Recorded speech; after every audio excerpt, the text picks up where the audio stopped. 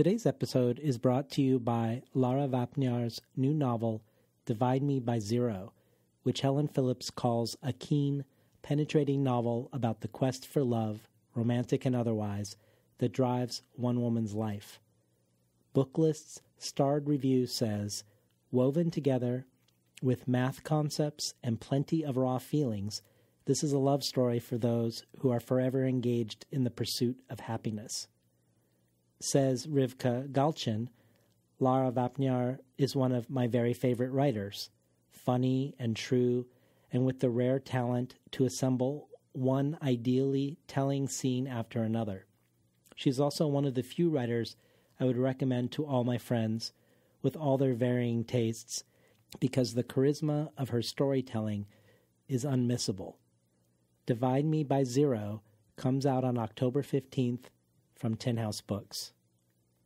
Today is the second episode of Tin House Live, audio presented from the Tin House Writers Workshop archives.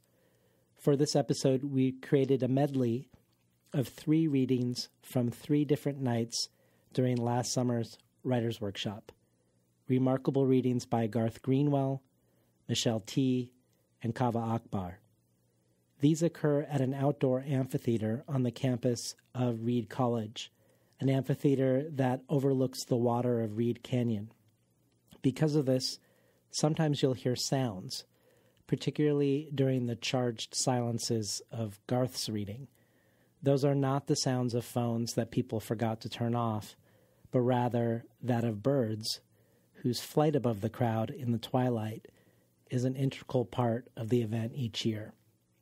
Without further ado, enjoy Garth Greenwell, Michelle T., and Kaveh Akbar as they share their much-anticipated upcoming works. So our first reader tonight is Garth Greenwell. Oh. I actually first came to know Greenwell on Twitter, which is a strange way that we all get to know people now. But let me say, his Twitter, like all of his writing, is excellent. In his novel, What Belongs to You, Greenwell's precision with language is stunning. What Belongs to You crafts intimacy in a way that felt so real and true that I could feel the pangs of the narrator in my own body. And across Greenwell's writing, this craft is evident. The details of every moment are taken into account and exposed for the reader. Each tiny movement feels so charged with feeling that even the most delicate of touches seems to be lightning. The specificity of Greenwell's prose illuminates the depths of his care for the characters, for the settings, for the language. He never turns away from their complication and, in fact, articulates them in ravishing detail.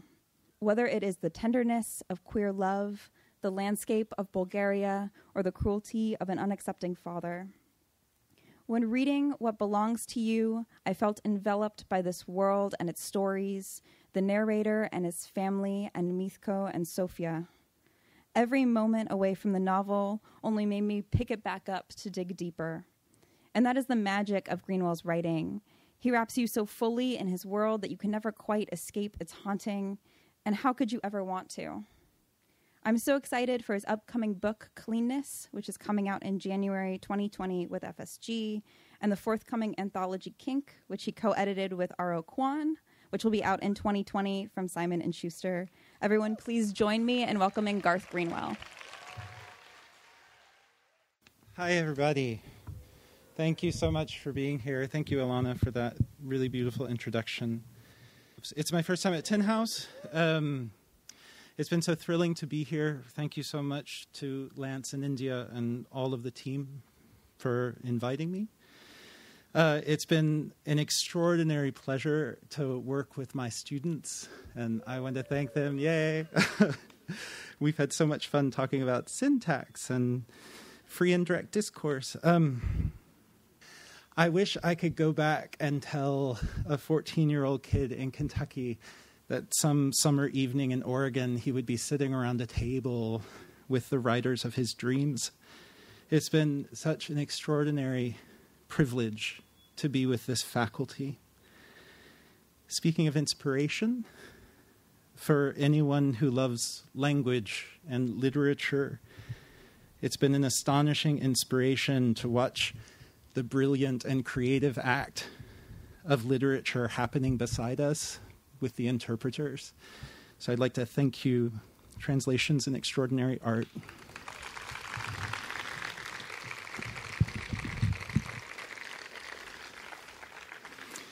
Sometimes you want to invoke a spirit. Can you hear me okay? If I stand like this, can you hear me? Okay, all right. Sometimes you want to invoke a spirit before a reading. And there was a particular spirit I wanted to invoke. This is a poem by Carl Phillips. Gold leaf. To lift without ever asking what animal exactly it once belonged to. The socketed helmet that what's left of the skull equals up to your face. To hold it there, mask-like. To look through it until looking through means looking back through the skull, into the self that is partly the animal you've always wanted to be. That, depending, fear has prevented or rescued you from becoming. To know utterly what you'll never be. To understand in doing so what you are. And say no to it, not to who you are. To say no to despair.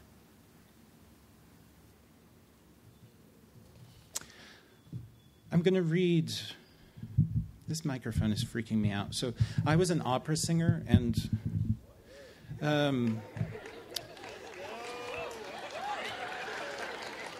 did I mention I was an opera singer? I don't know. Back in the day. I feel so seen. But yeah, microphones know that about me, and so they don't like me. It's okay. Is it okay? I feel like when I do... Okay, it's okay. Just yell if it's not. So I'm going to read the end of a piece called The Little Saint, which is from a book called Cleanness that will be out in January. I don't usually give myself assignments when writing fiction, but for this piece, as for one other piece in the book, a companion piece, I knew that I wanted to write a chapter that consisted entirely of an extended sex scene. I knew that I wanted to write, thank you, something that was 100% pornographic and 100% high art. You need to know that the narrator, who is also the narrator of my first novel, What Belongs to You, an American high school teacher living in Sofia, Bulgaria, is having sex with a Bulgarian man he has met online. He's at this man's apartment. This is their first meeting, but we know that they will meet again. In this Bulgarian man's profile, he says that he's submissive and he claims to have no limits. The narrator wants to find out what that means. His only demand is that his partners not use condoms. You also need to know that the narrator's usual role is to be submissive in these kinds of encounters, and that this is the first time he's switched. He's never before been the dominant in an S&M encounter. The passage is explicit. I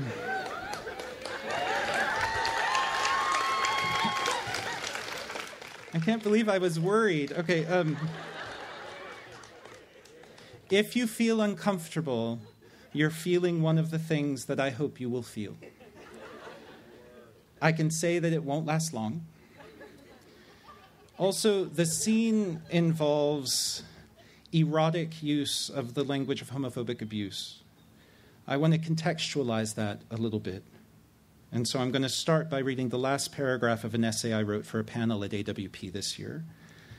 Earlier in this essay, I talk about a paragraph from Jordi Rosenberg's beautiful novel, Confessions of the Fox. And a couple of phrases from that book make their way into my paragraph. Anytime I think about desire, I feel I'm looking into an abyss. Literature is the tool I have for navigating the abyss. This is the end of that essay. Queer people are brilliant survivors, and our strategy for survival is transformation. I've said before that the history of queer art is a history of taking stigma and turning it into style. I think this is true. It also seems to me true that the history of queer desire, or one of its histories, is that of taking stigma and turning it into pleasure. How does one survive being called monstrous because of one's desires? One way is by making the idea of the monstrous erotic. What does it mean? If in certain contexts, out of certain mouths, the word faggot, spoken by a man as he spits on my face or pisses in my mouth, unlocks regions of raptures otherwise inaccessible. What does it mean if then I write it? Does it mean that I've succumbed to the hatred the world of my childhood taught me to feel for myself? Does it mean I've been sullied by that hatred? Should I make it my work to try to find my way back to some purity that predates it, some innocent or authentic relationship to myself and my desires, a cleanness I'm not sure I believe in? Maybe. Or maybe it means something else, something like survival, more than survival, something like triumph. To have taken the terms of my father and my childhood and placed them in a new syntax, made them technologies for the amplification of pleasure, made them in turn the occasion for art. What if I can't know? What if the best guide I have is pleasure, the pleasure of art, the pleasure of sex? What other knowledge than pleasure can we have? Didn't I pay the price for this? Haven't I counted the cost? From The Little Saint.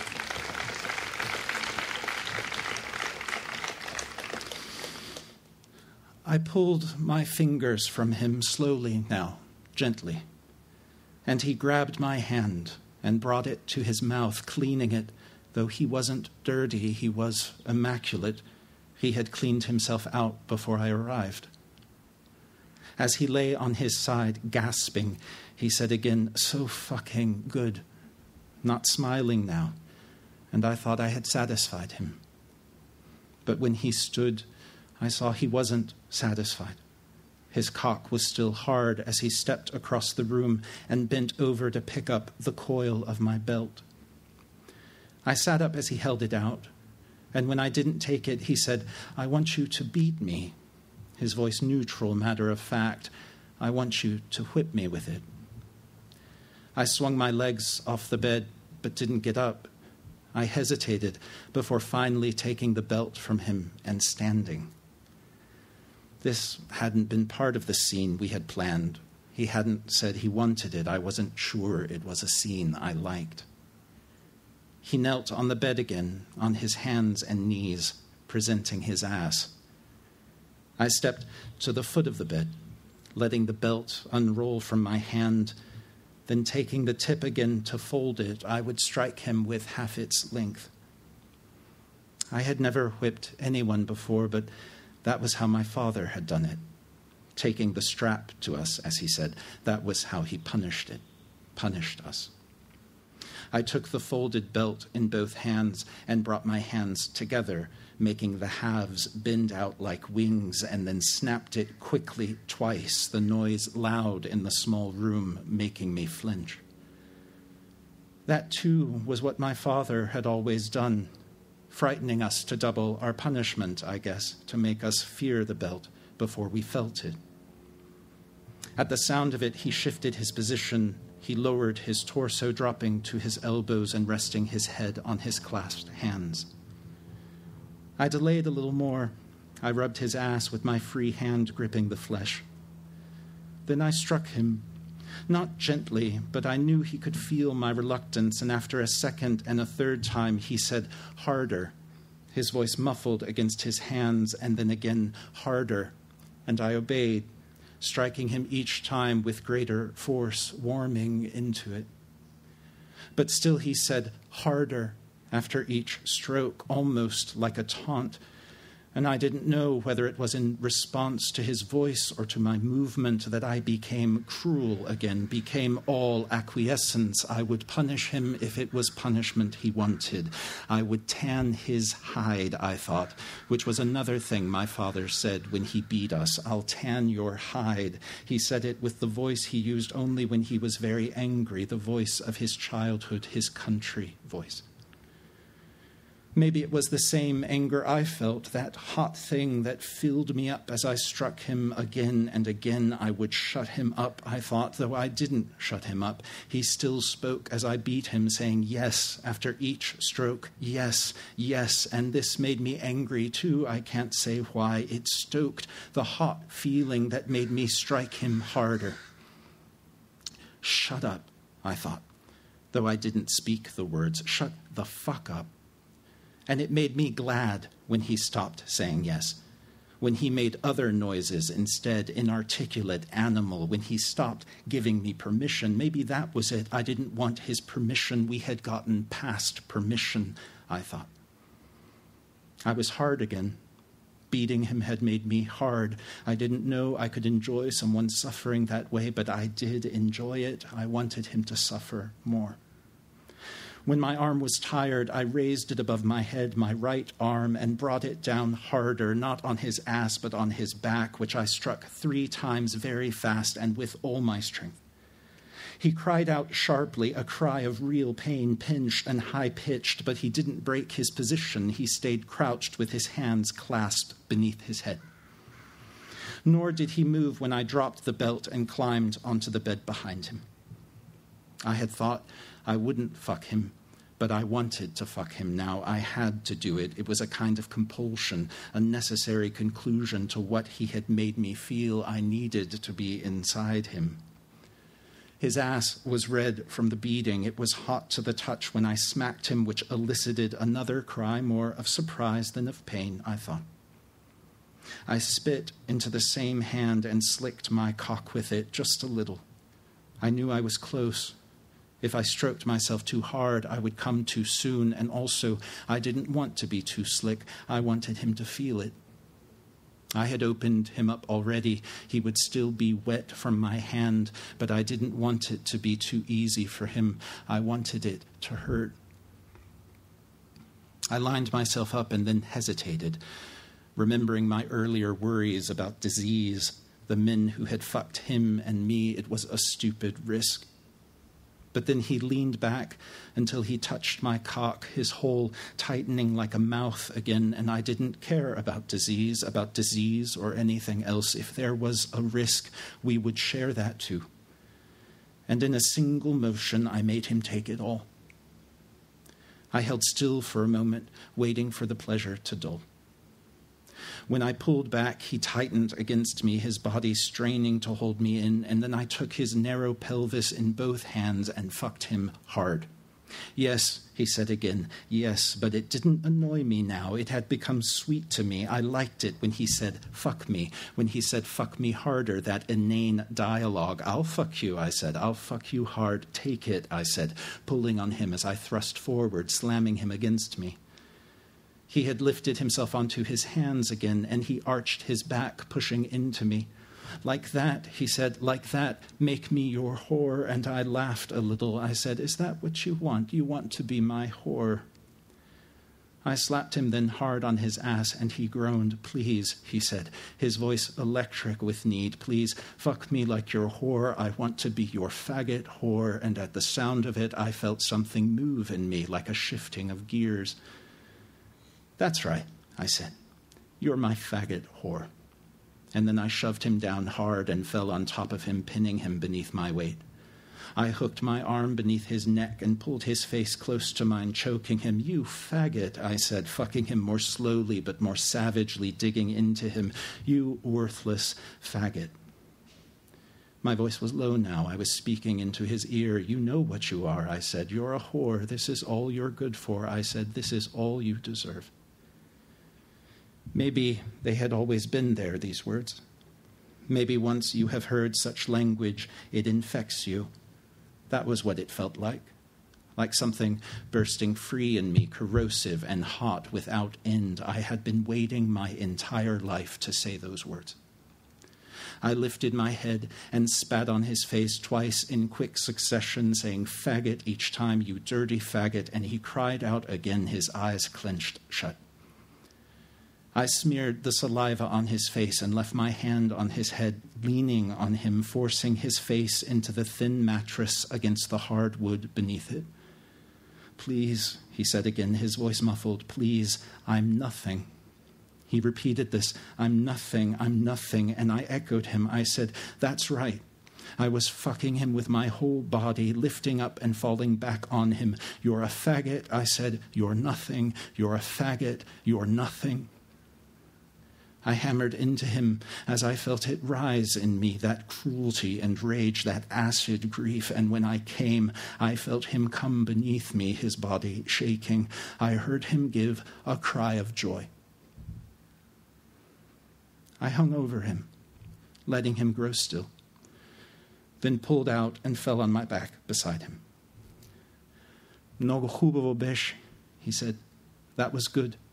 Speaking Bulgarian for the first time, his face turned away. When I didn't answer, he turned toward me, then lifted himself onto his side. "Hey," he said, his voice solicitous. "Hey." I put my hand over my face, which was wet with tears.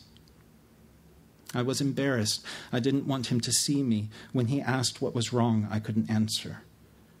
"Stop it," he said, pulling my hand away. "Stop it," which made me cry harder somehow, and he kissed me, my forehead and cheeks, my lips. When I tried to pull away, he grabbed my head with both his hands, holding me in place. "Sladurce," he said. "Sweet boy, stop it now. Don't be like that." And then he licked my face, quickly, playfully, like a cat. Everywhere he had kissed, he licked, catching my hands in his when I tried to shield myself or push him away until I was laughing and weeping both. I stopped struggling and let him lick my face. He laughed too, rolling on top of me, still licking me. And I realized that I had been wrong before.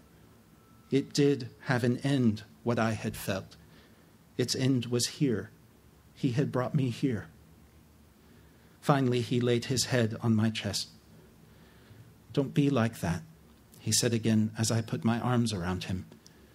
"Do you see? You don't have to be like that," he said. "You can be like this." Thank you.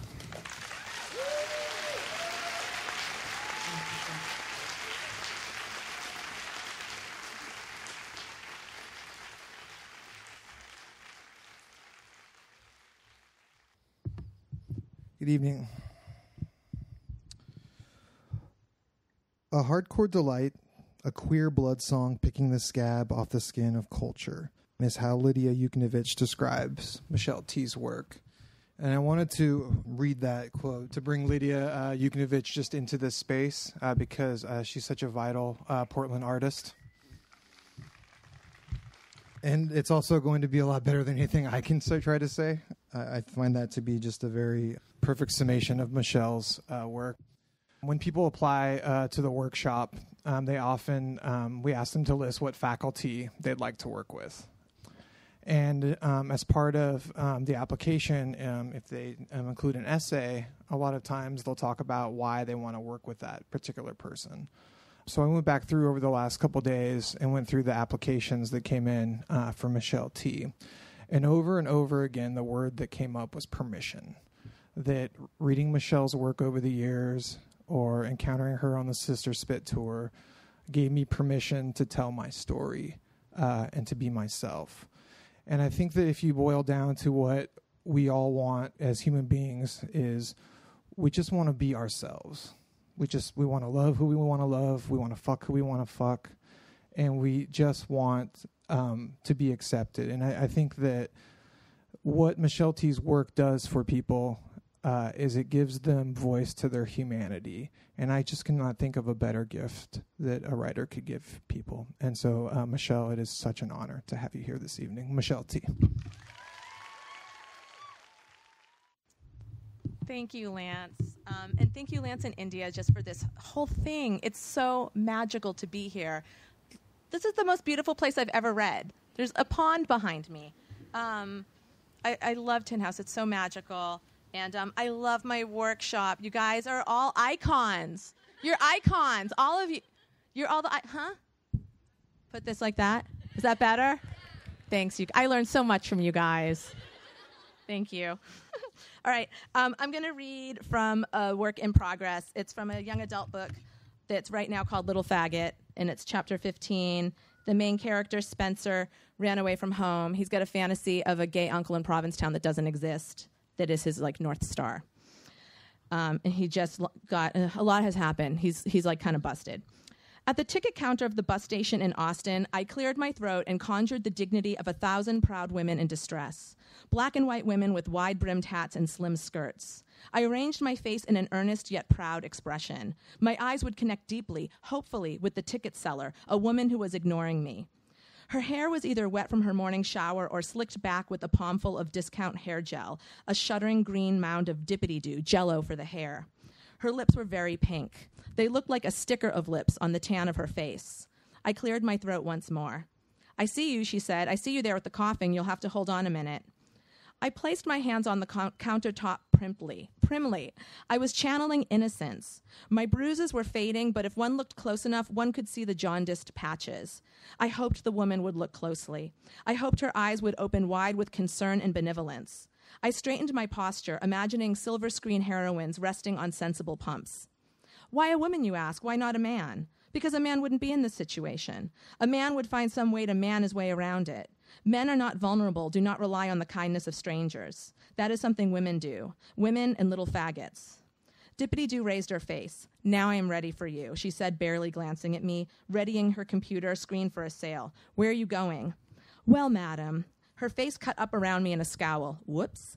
I would like to speak with you about a conundrum I have found myself in." "Are you buying a ticket or aren't you?" "Well, I most surely was buying a ticket. That was most surely my intention, but I seem to have lost my," I almost said purse, but I didn't. I did not say purse. "Billfold, and I find myself stranded. I was hoping that you and your employer could kindly provide me with a ticket to New England, and upon my arrival, my uncle, a Harvard law professor, will reimburse you for your kindness." I paused, a smile on my face. I am someone people say yes to. That's what I was channeling and beaming. "There's nothing direct to New England." "Wait, is New York New England? We have a bus to New York. It's $254. She looked at me blankly. She did not understand a word I said. She did not speak the elegant language of proud women in distress. I tried again. "I don't have any money," I said frankly. "I need a free ticket. I can get the money to you later, okay? Could I be a kid?"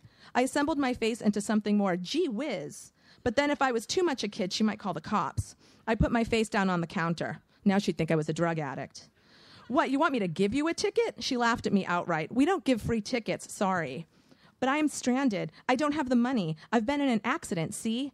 I angled my face at the light, urging her to see the greenish-yellow tint to my cheekbones. "I need your help."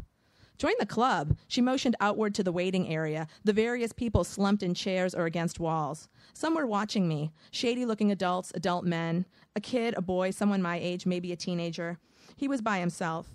He had dark skin and slippery black hair in need of a haircut. I looked away, embarrassed at being a spectacle. "You think I should give all of them tickets too, huh?" "Yes," shuddered an old man with a crinkly white beard. "Praise the Lord."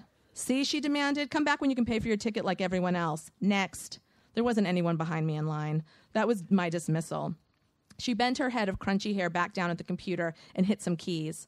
My heart hammered in my chest. I felt the eyes of a room full of bored people on my back, and this lady, this terrible lady, acting like I was a piece of trash that had blown onto her windshield. "Good day," I huffed, and turned my back on her, facing the people. I searched wildly for a bathroom, found one, aimed myself into it speedily.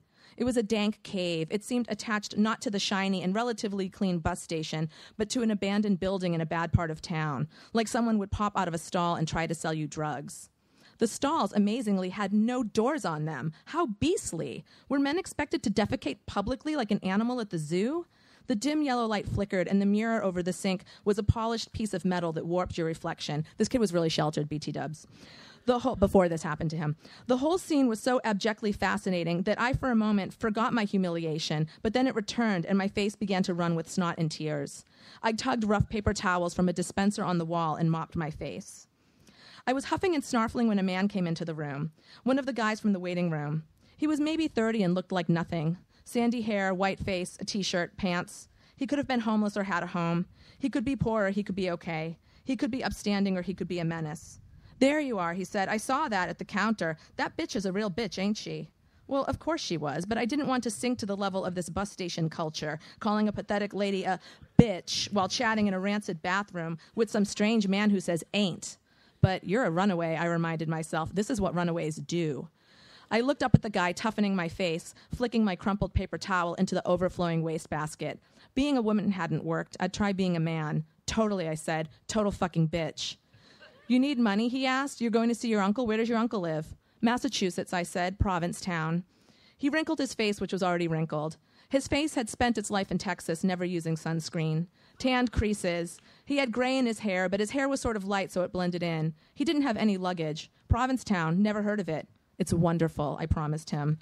"You really got in a car accident?" he asked, "or did your dad do that to you?" I blanched. "My dad? No, he would never do that. He's never hit me."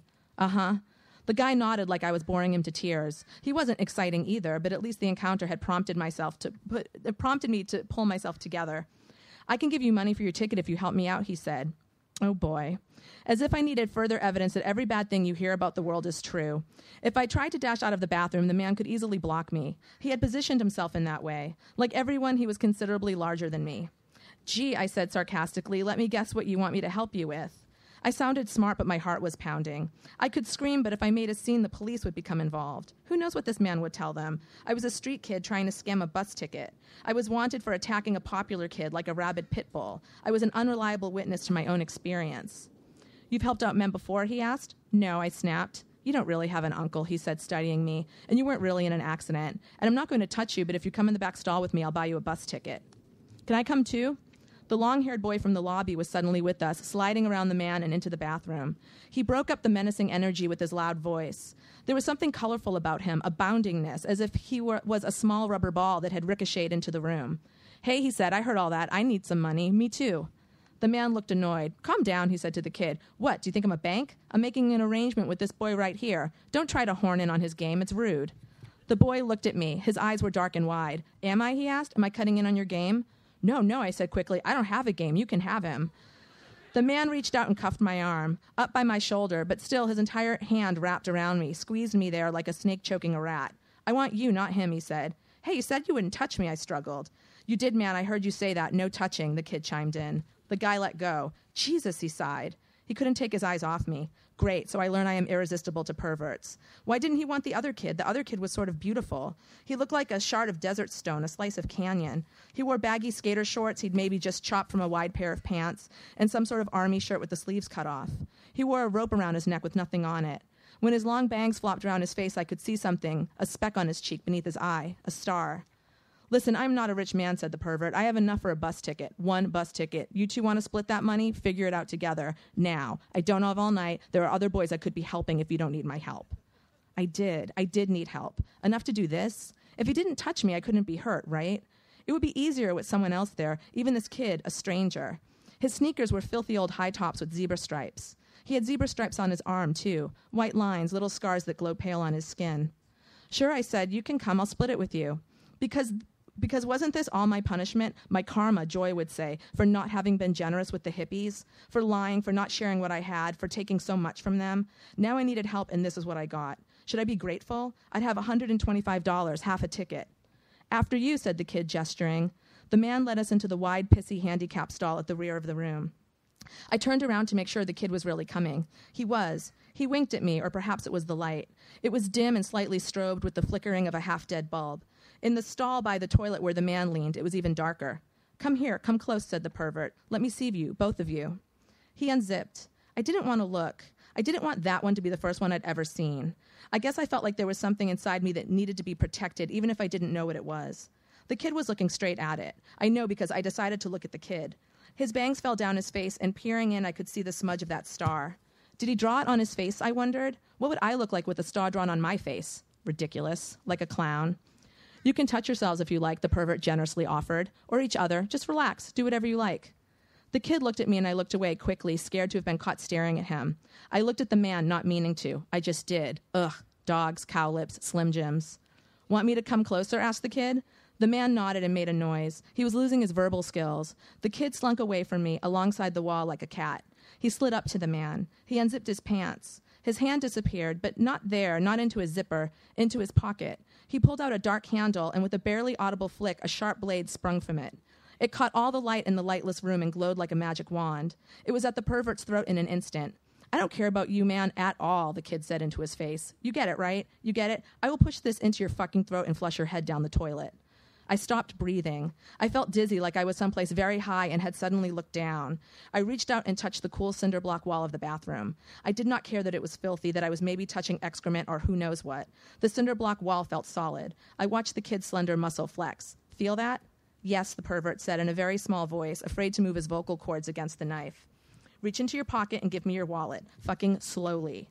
The kid's muscle flexed again and the guy whimpered. It's sharp, right? It's real. This is fucking real. The guy shifted and a wallet was in his hand. Throw it on the floor. Throw it to him. To me? The wallet skidded like a puck on the floor, hitting my loafers. Pick it up, the kid ordered. Was he robbing me too? Was I his helper or was I under his command or both? I picked up the wallet. It was leather, worn and smooth, warm from being so close to the pervert's body, and it was fat. Open it quick. I did. There was a lot of money shoved in there. It was way more than $200. He could have bought bus tickets for me and the kid and the old man praising the Lord out there in the lobby. Check his ID. I did. What's his name? I squinted in the dark. It was a Texas ID. There was the man, maybe a few years back, a little less wrinkled, a little less tan. That's what he looks like when he smiles. Darren McDaniels, I said. Darren McDaniels, the kid said into his face. Darren McDaniels, Darren McDaniels. I bet you're on the registry, huh? It would be so easy to bust you. If you fucking try anything, we will bust you. I'm going to give you just a little cut, just so you have something to take care of, and get the fuck out of here, okay? Okay, said the pervert who had a name. Darren. The kid drew his knife across Darren's neck. I gasped. So did Darren. You fucking... The pervert named Darren clutched his neck. Chill out, I didn't kill you, the kid said. There was blood on the knife. The man roared like something shot, but not fatally, just enough to make it charge you, to make it want revenge. His hands shot out and shoved the kid against the wall. I heard his head hit the cinder block. I screamed. The kid still had the knife, and he jabbed out with it, getting Darren in the arm. The knife was in the arm, then out of the arm, and there was blood, and Darren clutched his arm, roaring. Run, yelled the kid, and I did. I still had the wallet right in my hands like a thief. I was running with a stolen wallet. I could not stop to put it in my backpack or even my pants. I just ran with it out into the terrible brightness of the bus station, where people had heard the commotion, heard Darren's roar and my scream, and had woken from their sad days. You go, cheered Praise the Lord, man. You go, praise the Lord. Dippity-Doo stood up from her swivel chair and looked around upsetly. The kid was behind me, his sneakers smacking the floor. His knife was still open, still bloody. Call the cops, Darren McDaniels hollered. Help me, stop them, call the cops. The glass door flung open, and I was back in the heat, the warm, hot night like a wall. Go, the kid urged me. Go, go, go. He drew ahead. Follow me. And I did. I followed him, tripping in my loafers, holding onto the wallet as if it was keeping me alive, and maybe it would. In the dark, I lost sight of the kid and then found him again, a bobbing dark form in the distance. My body's many injuries sounded their alarm at this sudden rough motion. I can't run. How I hate to run. How I hate to break a sweat. How jealous I was of Joy and all the girls with their womanly excuses to skip gym class once a month. I huffed and puffed while the kid flew over rocks that hit my ankles and slowed me down. I tripped over a bar on the ground and did a face plant into a bed of chunky gravel. We were on train tracks. I still clutched the wallet. I did not let go of the wallet. I looked behind me, waiting for Darren McDaniel or one of his pervert friends. I was that girl in the horror movie, the fallen one, looking back in a red-mouthed scream. But no one was there. All was silent, all but the sound of the kid jogging back to me, his feet light on the gravel. He still had his blade out. You okay, he asked. Then, you still got the wallet? I waved it at him. Give it to me, he said, and I obeyed. He was holding a bloody knife. He slid the wallet into one pocket, then kneeled down and stabbed the knife into the ground, pushing the blade back into the handle. It opens good, but it's hard to close. Aren't you going to clean it, I asked? Not scarier that way. Like, I've killed and I'll kill again. Have you? Nah, he said, but I would if I had to. My dad told me if you carry a weapon, you've got to be ready to use it. Your fly is still down, I said helpfully. Thanks. He zipped it. Listen, I have a boxcar down here I'm staying in. Do you need a place to stay? Or if you just want to come by, I can pay you out. I don't want to do it here on the tracks. Someone could still be coming. Paid out? I scampered back on my feet. Paid out? You're cut. He smacked his thigh where the pervert's wallet lay. Right, I said. I was part of that, a robbery and an assault with a deadly weapon. I crunched alongside the kid through the darkness of the tracks until we reached a disabled car tilting off the side against a stand of trees. It wasn't totally easy to get into. It was big and heavy and rusty. The rust coated my hands as I clutched at some bars and hoisted myself up on my belly, sliding along the floor like a seal. The kid was more like a monkey. He swung himself inexpertly, but it was his house. And it was a house. It had a little oil lamp, which he lit, and a lousy blanket, and a plastic bag of scavenged food. Around the lamp were some rocks, including one that looked like a geode, sparkly, and a feather and a little black and white picture like from a photo booth. It felt cozy like a clubhouse. Wow, I said, how long have you lived here? Just a couple nights, he said. Tonight is the last one. It looks like you live here, I said, noticing a trashy garland of ribbons stuck on the metal above his heads. I like to make a home everywhere I go, he said. I bring my light and my blanket, but everything else I leave, and I always find new decorations wherever I land. The kid slid onto his butt and dug the perv's wallet out of his pants. He flipped it open. Man, this feels good, he said. He pulled out the bills, a mix of 10s, 20s, 5s, 1s. He counted it and put it in piles. 300 even, he said, for both of us. 300 each? Yes, the kid affirmed. That gets me to New Orleans with cash to spare and gets you straight to the other side of the country. I'm going to stop there. Thank you.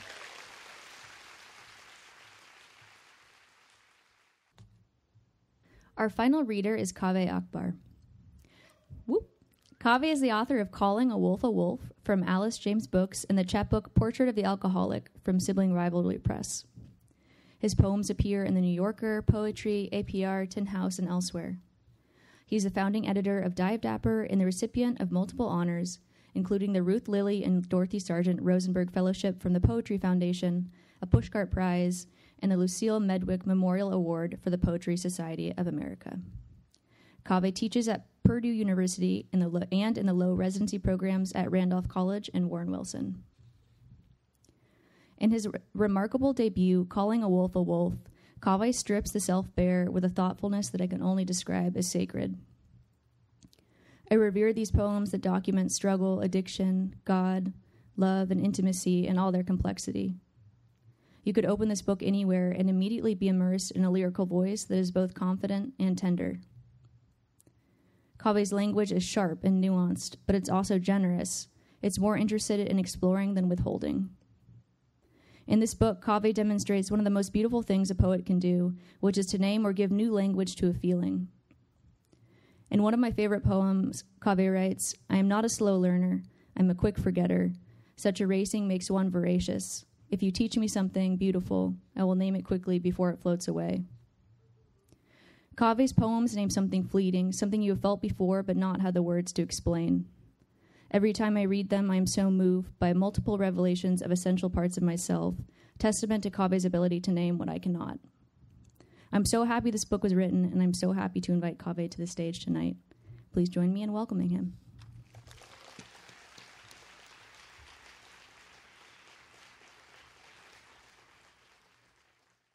Hi, everybody. My name's Kaveh Akbar.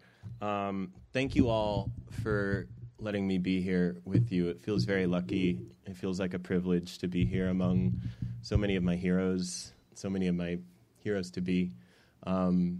This is a cool space, too. As Ingrid was reading, she was talking, I wrote it down, the line,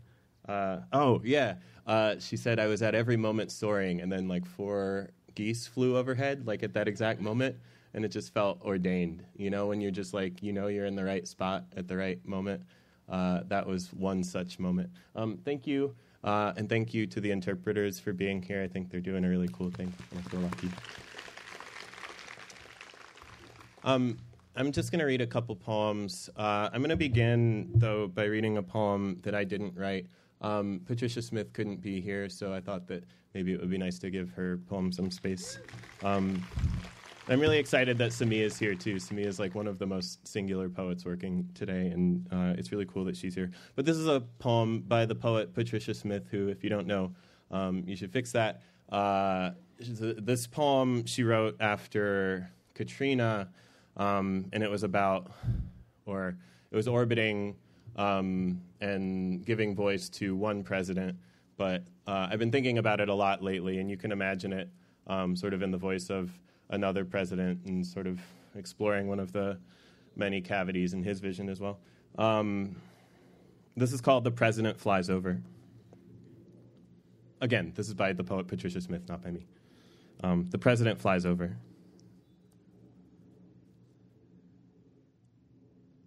Aloft between heaven and them, I babble the landscape. What staunch, vicious trees, what cluttered roads, slow cars. This is my country as it was gifted to me. Victimless, vast. The soundtrack buzzing the air around my ears continually loops ditties of eagles and oil. I can't choose. Every moment I'm awake, aroused instrumentals channel theme songs, speaking what I cannot. I don't ever have to come down. I can stay hooked to heaven, dictating this blandness. My fly boys memorize, flip, and soar. They'll never swoop real enough to resurrect that other country. Won't ever get close enough to give name to tonight's dreams darkening the water. I understand that somewhere it has rained. There's an easy analog to Puerto Rico and what happened there, and what is still happening there, but it's raining everywhere.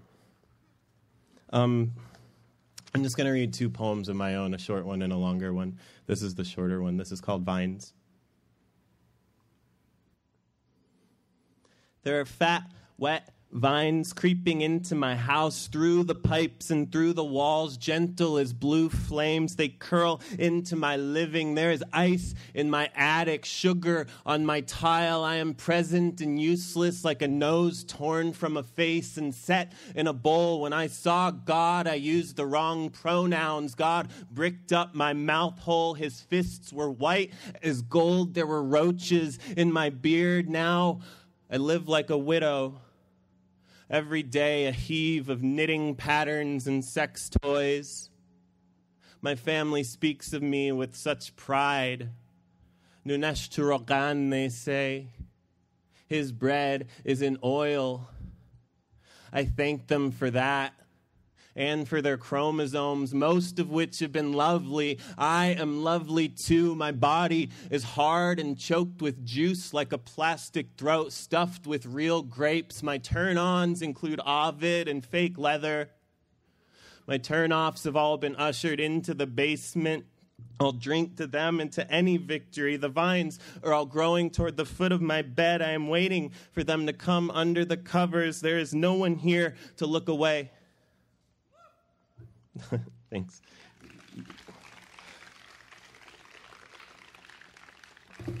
I would reassure you that you don't have to do that, but I'm only going to read one more poem. I don't really need to say anything about this, but it is longer, so, settle in. If you're friendly with your neighbor and you ask them, maybe you can lean your head on their shoulder. This is called The Palace.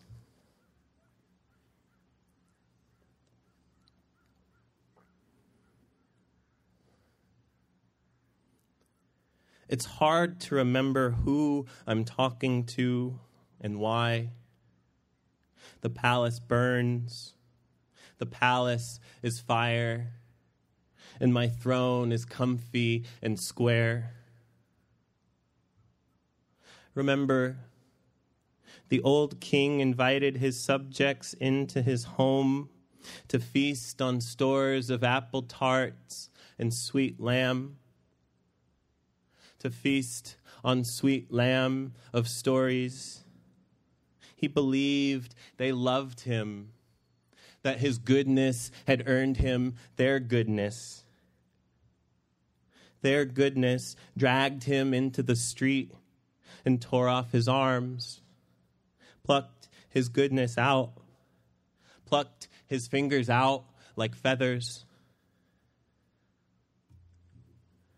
There are no good kings, only beautiful palaces. Who here could claim to be merely guilty. The mere. My life growing monstrous with ease. To be an American, my father left his siblings believing he'd never see them again. My father wanted to be Mick Jagger. My father went full ghost, ended up working on duck farms for 30 years. Once, asleep, a couch, he coughed up a feather. America could be a metaphor, but it isn't. Asleep on the couch, he coughed up a white duck feather. There are no doors in America, only king-sized holes. To be an American is to be a scholar of opportunity. Opportunity costs. Every orange I eat disappears the million peaches, plums, pears I could have eaten, but didn't. In heaven, opportunity costs. In her heaven, my mother grows peaches, plums, pears, and I eat them till I pass out and wake up in heaven. Wake up and eat some more. I couldn't dream of doing anything by halves. Whatever it is, I'll take the whole bouquet. Please, and soon.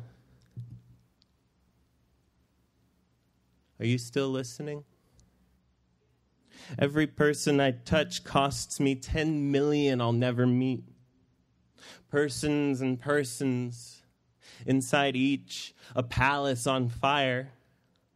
Inside each, Mick Jagger wearing a gorilla pelt coat covered in ostrich feathers. He called it glamouflage. What's gone but still seen? Luckless soldiers, the pencil pushed slowly through my brother's tricep. What's gone but still seen? He didn't scream, just let his eyes water. If I smile even a little, they start sharpening their swords. And they're right. This is no time for joy. This is no time. The palace burns. Pencil pushes slowly through my brother's brother. What's still but seen gone? A king governs best in the dark, where you can't see his hands move. A king doesn't see us watching the king. We sew God's initials into our work shirts while our babies get thinner. The babies do not see us watching our babies get thinner. Our babies born addicted to fear of babies. Our babies gumming apples in the sun. America, the broken headstone. America, far enough away from itself. Hello, this is Kaveh speaking. I wanted to be Keats, but I've already lived 4 years too long. Hello, this is Keats speaking. It is absurd to say anything now, much less anything new. Hello, this is no one speaking. Hibiscus bloom, wet feathers, a tiny thumb of ash. To be American is to be a hunter. To be American, who can be American? To be American is to be what? A hunter? A hunter who shoots only money. No, not money. Money. I have a kitchen device that lets me spin lettuce. There's no elegant way to say this. People with living hearts that could fit in my chest want to melt the city where I was born. At his elementary school in an American suburb, a boy's shirt says, "We did it to Hiroshima, we can do it to Tehran." At his elementary school in an American suburb, a boy's shirt says, "We did it to Hiroshima, we can do it to Tehran." The take-home trophy, roasted goat baying on the spit. A boy's shirt says, "We did it to Hiroshima, we can do it to Tehran." He is asked to turn his shirt inside out. He is asked his insides out. After he complies, his parents sue the school district. Our souls want to know how they were made, what is owed. These parents want their boy to want to melt my family, and I live among them. Palace throne, comfy, burning. I draw it without lifting my pen. I draw it fat as creation, empty as a footprint. How to live, reading poems, breathing shallow, spinning lettuce. America, the shallow breath. How to live, the shallow trap. America, catching only what is too small to eat. The dead keep warm under America while my mother fries eggplants on a stove. I am not there. I am elsewhere in America. I am always elsewhere in America, writing this, writing this, writing this. English is my mother's first language, but not mine. I might have said Padamchan. I might have said Khurafis. Sizzling oil, great fists of smoke, writing this. The first insect drawn by man was a locust. Art is where what we survive survives. Sizzling oil, great fists of smoke. Art, sizzling oil. Art, my mother fries eggplant. The first insect drawn by man survives. Who to kiss the prom queen? Brain pulsing like an oyster. Who to win the war? America rises, covered in the tiny grains of its own making. Fresh bread pocked with flour dust.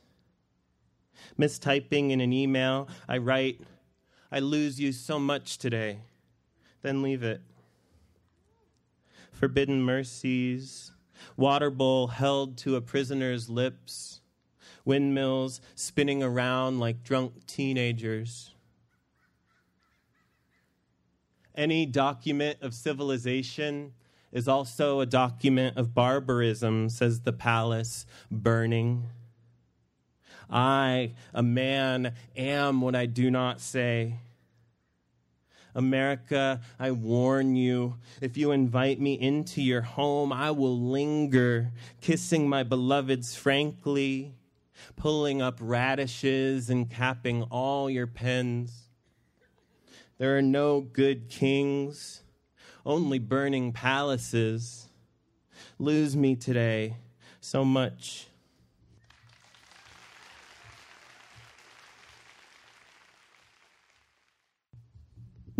Thank you, Kaveh. That was incredible. Let's give all our readers a big round of applause.